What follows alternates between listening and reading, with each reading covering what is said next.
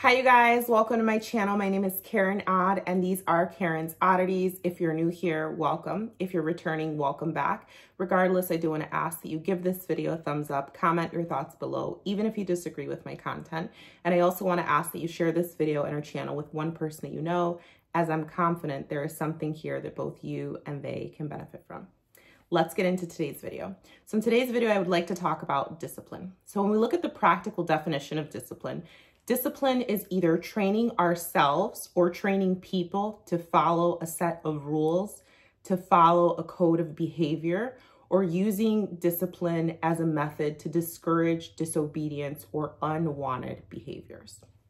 So one of the best compliments that I've ever received is, "You are so disciplined." I love receiving that compliment, not because I think it's true, because to be honest, I have a lot of work to do. I have a lot more discipline that I can practice. I have a lot more improving that I could stand to do as a person. But when I'm reminded of that, it kind of like fuels my motivation to become a more disciplined person, because it's like, oh, people peep that. People notice that you are practicing discipline. People notice your level of self-control. People are aware. Like, it's not just something for you now. It's something that other people can see in you, which I think discipline is I think it's a rewarding trait. I think it's a rewarding trait in people. I think it's a rewarding skill because it shows a level of self-control. And I think that self-control can be really difficult for some of us, right? It can be difficult even more when you have outside forces or substances or addictions, but self-control can set you apart. Discipline can set you apart. And a lot of times when people bring that up, it's only been like 2 people that have mentioned it, not like a crazy amount. But when people bring that up to me, it's usually when I'm having conversations about my decision to get off of social media, right? When I got off of social media initially, I've done it for like 30 days at a time. I've done it for a couple of months, and now it's been over a year, and I don't even think about it anymore. I don't even have the desire to return to it. So people are like, oh, you're so disciplined for that. When I talk about my story about before I got my house and I decided to give up sex, right? I said, I'm not having sex until I get a house, and that's that. And I did that, right? I got my house, and then I rewarded myself with sex. Discipline when I talk about my work. If I have something that needs to be done, then I get it done. It doesn't matter what time it is. It doesn't matter how long it's taking me. If I say I'm going to do something, I'm going to do it, right? It's a matter of having self-control and also sticking to my word. Being consistent with who I am as a person is super important. I think that these are some traits that will really help you stand apart if it's not something you are currently doing. Another reason why sometimes people say that to me is like when I'm trying to really focus on my health and my fitness and improve my physical well-being, which I'm on that journey now, is if I say I'm going to go to the gym, I go to the gym. If I don't go in the morning, I go in the evening. If I don't go in the morning or the evening, then I try to make sure that I'm incorporating some form of fitness into my day, right? Whether that's walking, whether that's doing an at-home workout, whether that's cleaning and walking back and forth and tracking my steps as I'm cleaning my house, etc. Like, there's different ways where you can continue to practice discipline and still check off that mark of whatever it is that you're trying to accomplish. And I also think like when I'm fasting, because I'm not an official faster, but like I tend to fast, right? I will probably go 16 hours without eating before I eat, and I'll do that on a regular basis. And it's not difficult for me anymore because it's something that I've done for a while. So when things like that come up, there's a lint. When things like that come up, that's when people tend to mention like how disciplined I am, and it really just like makes me happy because I'm like, thank you, this work is paying off. Like people are noticing my self-control, and then that encourages me to want to be even more in control of my feelings and my desires. Before I get into the next piece of this, I want to say, and I always give this disclosure in some of these videos, I don't have it all figured out, right? I am a hot mess express, trust me. But I own my hot mess, right? I know my life is not perfect. I am not perfect, but guess what? I'm aware and I'm trying. And when I can, and when I can make the decision and choice, I'm doing things to improve things. And that is what's important. I'm not giving this video from a pedestal or from a position of thinking that I'm better than anyone else. I'm just explaining things that I think are helpful that you can apply to your daily lives.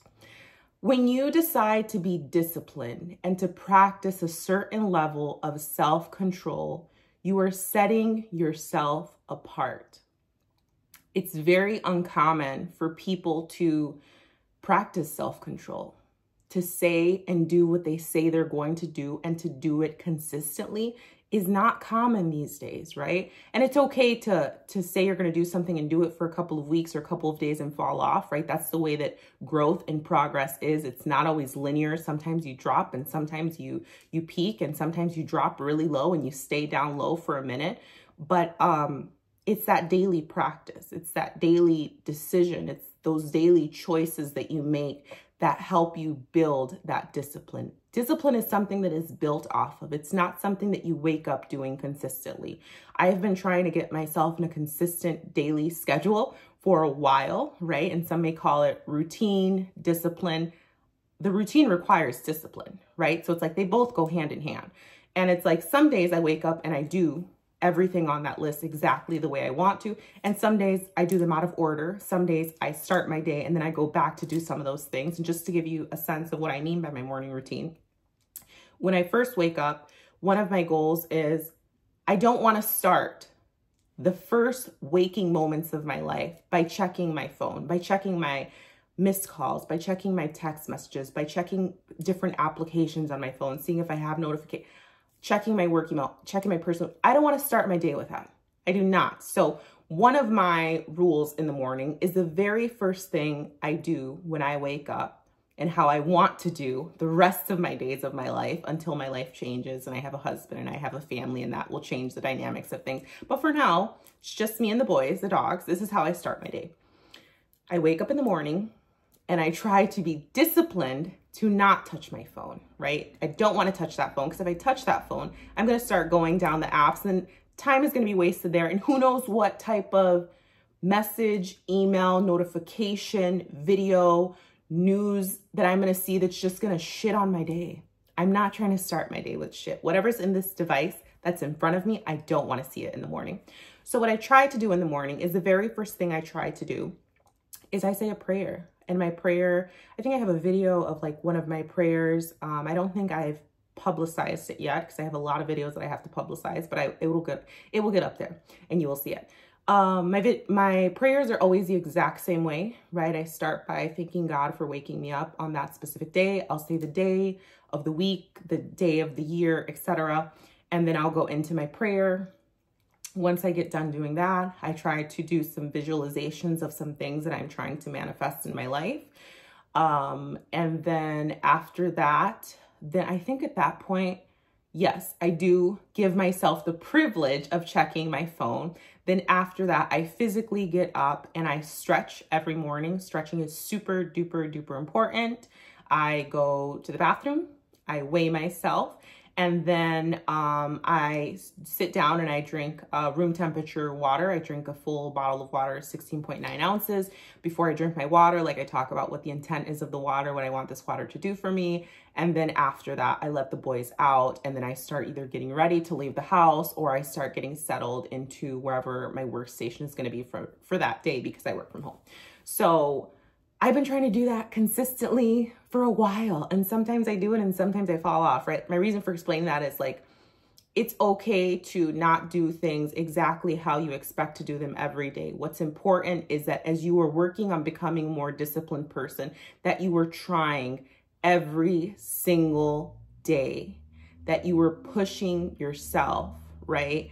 That you were having conversations with yourself and discouraging things that you don't want to do, reminding yourself why you were taking this disciplined approach, reminding yourself why did you cut that out of your life, reminding yourself why you want to do things a certain way, thinking about what is that North Star for you, what is that end goal for you, right?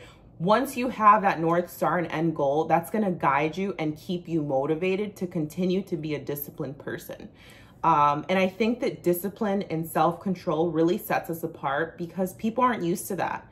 People are used to people that lie. People are used to people that say they're going to do something and don't follow through. That is what people are used to. So when you show that you are committed to what you say, that you are committed to what you do, and you will stop at no freaking cost, that surprises people. It sets you apart. And I think that if you are not practicing discipline, think about the areas in your life right now where you would like to see improvement. Think about what you would like to see more of, what you would like to see less of. Think about where you are now, where you want to be, where you want to go, and what does becoming more disciplined look like for you tomorrow? What does that mean? Does that mean, hey, well, you know, I've been binge watching Bridgerton and I spend like 7 hours each evening watching it. What does that mean? Maybe that means tomorrow, instead of doing 7 hours, you'll do 1 episode and you'll put it down, and then you'll do another episode the next day, tapering off, right? And there's Jack in the background. What is he doing? Oh, he's getting in my laundry. Tapering yourself off of whatever those things are, and gradually getting to that point where you're like, this is the point that I want to be at. It's not going cold turkey. Cold turkey is not a good approach for becoming disciplined, because when you fail, you're going to be really hard on yourself, right? And it's going to be so much harder to transition from doing something all the time or every day to not doing it at all. It's going to be really, really difficult for you. So I want you to take a review of your current life, take a review of the areas of your life that you want to improve, and also just do a checklist. Like, when I look at these, tell yourself, when I look at these different spaces or aspects of my life that I want to improve in, what is something that I can start doing tomorrow to start to be more disciplined? What does that look like for me? And I think it's, last thing I'll say on this is, I really do think it's important to use discipline as a tool, but to not let discipline take over your life. You know, I tried to record this video a couple of times, but I kept getting interruptions in different ways.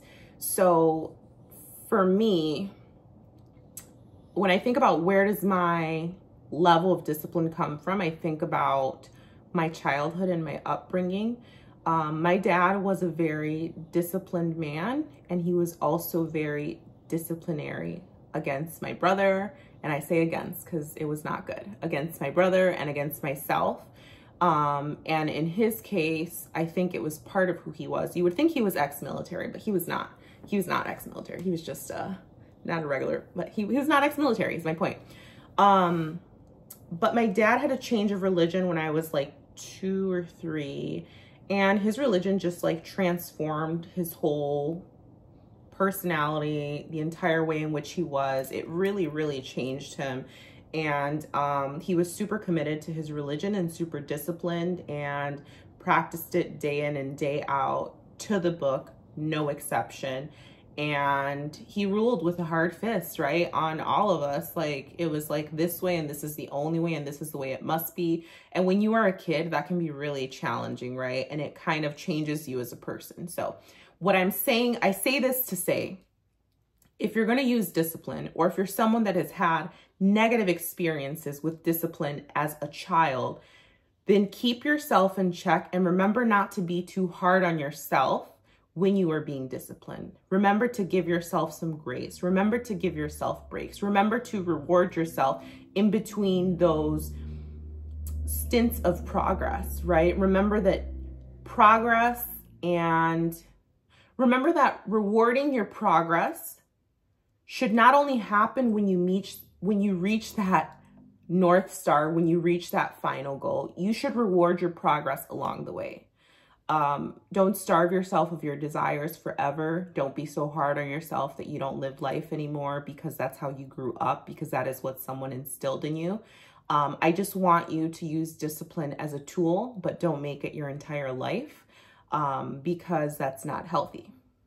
So I hope you guys enjoyed this video, and I will catch you guys on the next video. Thank you so much for watching.